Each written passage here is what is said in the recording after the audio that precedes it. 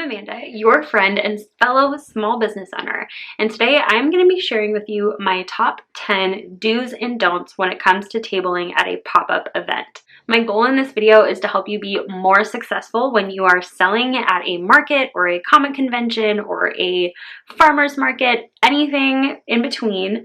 And I think this advice really applies across all different niches and products that you may be selling. But I also want this video to serve as a larger resource for the small business community. So if you are a small business owner or a maker and you have your own tips and tricks, I want you to leave them in the comments down below so we can all share and learn from each other. And before we get started, please do not call out the fact that my hands look orange. I just recently discovered that if you use vitamin C serum for multiple days, it can turn your hands orange. So let's not talk about it. Okay, on to the advice. Tip number 1. Make sure you give yourself enough time to get set up at your event. Setup times may vary based on the location of the venue, how extensive your setup is, and how many changes you may need to make in the moment depending on the orientation of your booth setup and the flow of traffic going in and out of the space.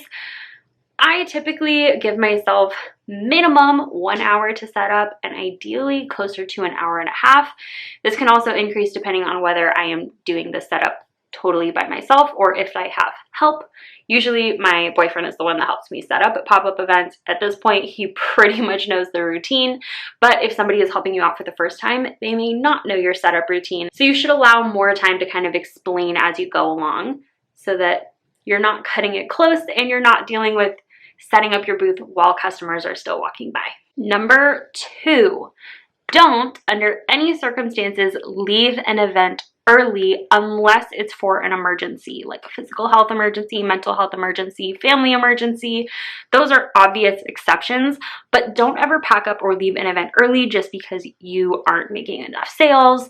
It really looks bad on the event and it doesn't look good for your fellow vendors either. It's confusing to customers.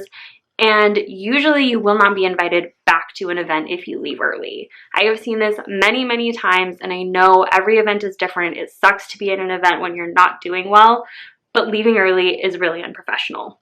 Number 3, do get to know your booth neighbors. This is extra important if you are doing an event solo, but I think it's just good practice anyway to get to know the people on either side of you. It's kind of an unspoken rule that at pop-up events, you watch each other's booths if someone has to step away to go get food or go to the bathroom.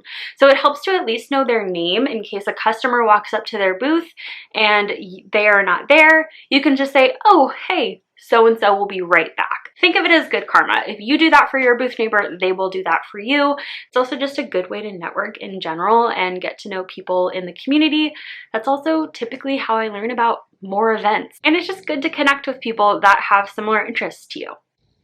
Number 4, don't isolate yourself. This is just kind of the other side of the coin to my number 3 tip, but it's just especially marketed at my fellow introverts.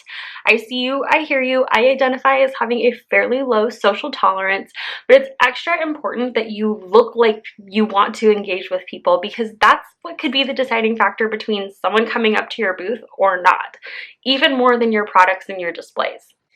Number 5, make yourself visible. If you have tall displays on your table, make sure that they are not hiding you from your customers. Again, that eye contact is probably going to be the big thing that brings in people to your booth and has them ask questions. If they're asking questions about your product, odds are good that they're going to consider buying a product. But they're not going to be able to ask those questions, or they're not going to feel comfortable walking up to your booth and learning more about it if they can't see you. This is sort of the same thing. If somebody steps away from their booth, you want your booth neighbor to step in and say, oh, don't worry, this person will be right back. But if you're just hiding behind your booth the whole time, you might miss potential customers. So make yourself visible, even if this means putting your taller displays on either side or positioning your table in a way so that you can sit in front and invite people into your space. However this works best for your product and your display setup, just make sure that you are seen. Number 6, don't be afraid of small talk. I know this can feel a little car salesman ickiness, But when people walk up to your booth, at the very least, just say hi, compliment something they're wearing, ask if they're having a good day, or if they've found anything else that they've enjoyed at the pop-up. If you're willing to engage people in a conversation, even if they don't buy something, you leave a good impression. And if they see you at a future pop-up, they may remember that interaction and be more likely to converse with you again. So I know small talk isn't everybody's favorite thing. It's probably not my favorite thing either. But have a few go-to introductory lines that way you feel more comfortable, and personalize it to you and your brand and your personality. That is the best way to open the door for a potential sale without being too pushy. Number 7, enlist help. This may not be an option for every single pop-up event, and I've done my fair share of events totally solo, and it's been totally fine because I have conversed with my fellow neighbors. But if you can, enlist the help of a lucky friend or family member to hang out with you for the day. Most pop-ups range between 4 to 8 hours, and even if that friend or family member isn't able to hang out with you for the whole day, recruit them in for the setup and takedown process, because that's where we tend to need the most help.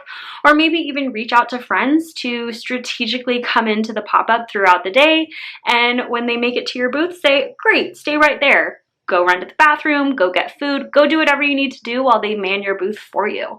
This is just maybe a little more comfortable for those of you who aren't so certain about trusting your booth neighbors to watch over like your cash or your technology at your booth when you walk away. Have a friend do it, or a trusted loved one that you think you could convince into hanging out with you for 6 to 8 hours, and maybe you treat them to food or coffee while they are there. If you're willing to pay them, or you have the ability to pay them on top of that, definitely a bonus. Or you can just repay them with your love and affection. Number 8, don't forget to pack water and snacks and actually drink and eat throughout the day. Pop-ups take a lot of energy, and it's very important that you stay hydrated and are feeding yourself throughout that very long, exhausting day. Number 9, do remember to take breaks, walk around, stretch your legs throughout the day. This is just important for like overall mobility purposes and making sure that your body isn't standing or sitting for too long.